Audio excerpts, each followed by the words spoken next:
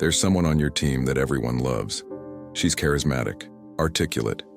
She always knows what to say at the right time. Her boss trusts her. Her colleagues admire her. You've probably thought, I wish I had that kind of ease. But this person is not what they seem. And the most disturbing thing isn't what she does. It's that nobody, absolutely nobody around can see it. Let's talk about it. You work 8, 10, sometimes 12 hours a day.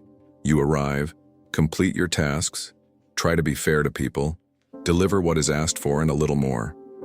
You do what you were taught. Work hard, be honest, treat people well. And most of the time it works. You get along well with most people. You resolve conflicts with common sense. You avoid gossip. You try to be professional. But there's something that's been bothering you for a while. Something you can't quite explain. There's someone in your workplace who leaves you with a strange feeling. It's not obvious, it's not aggression, it's not rudeness. In fact, it's almost the opposite. The person is too agreeable, too perfect, always in control, always with the right answer, always on the right side of the narrative. You feel something is wrong, but when you try to put it into words, it sounds exaggerated. It sounds like paranoia. It sounds like something you're imagining. It is not. What you're feeling has a name, and it's more common than you think. There is a personality profile that has been studied for decades by clinical and organizational psychology. It appears in about 1% of the general population, but in corporate environments, especially in leadership and influential positions, the rate rises to somewhere between 3% and 12% depending on the study. The technical term is subclinical psychopathy, or, as some researchers call it, corporate psychopath. It's not the kind of profile you see in movies. It's not violence. It's not crime. It's something much more sophisticated and much harder to detect. The corporate psychopath is that colleague who manipulates without raising their voice, who destroys reputations with smiles, who climbs the hierarchy leaving an invisible trail of confused, exhausted, and discarded people. And what's worse, the corporate system not only allows it, it rewards it. Let's understand how this really works, because the problem isn't just the person. The problem is the environment. Corporate environments are by nature arenas of power. There are limited resources, promotions, budget, visibility, access to the top, and everyone is competing for them, even if no one admits it.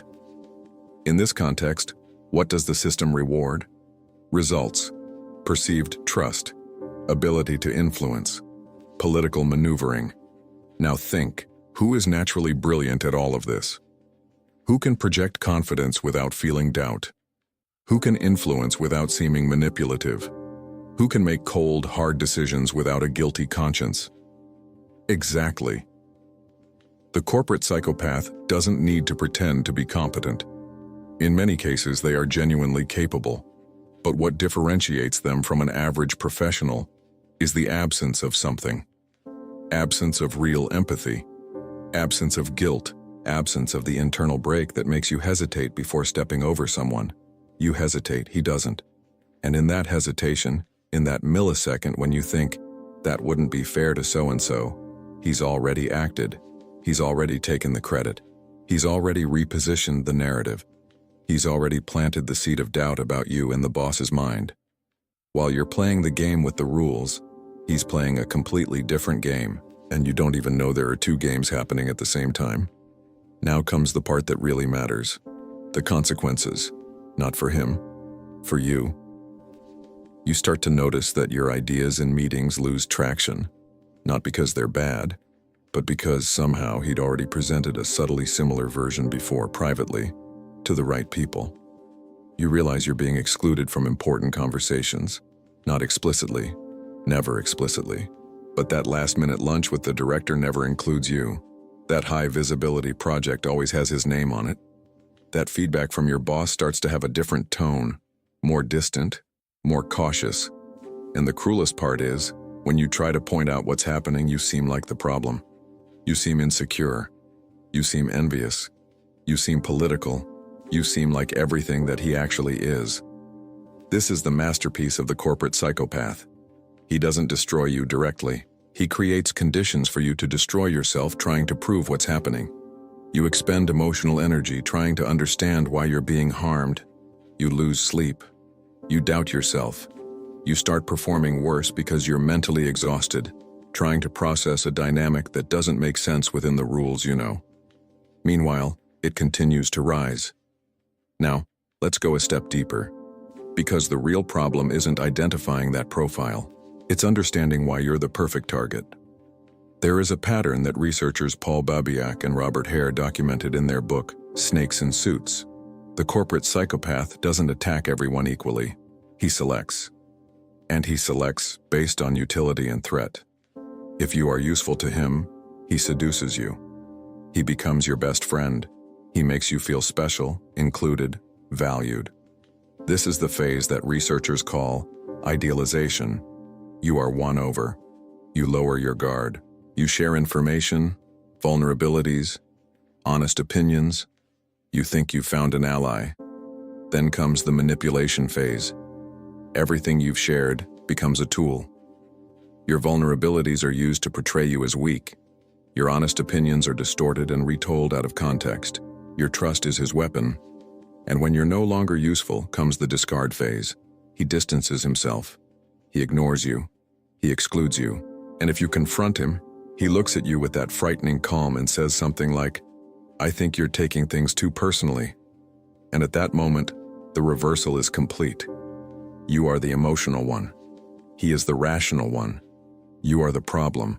He is the solution. This isn't office drama. It's a documented, replicable, and absurdly effective standard.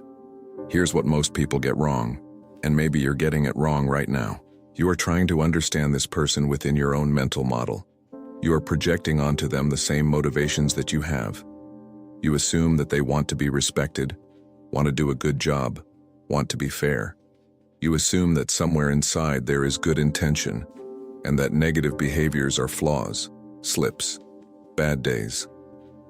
That's the mistake. It's not a slip-up. It's design.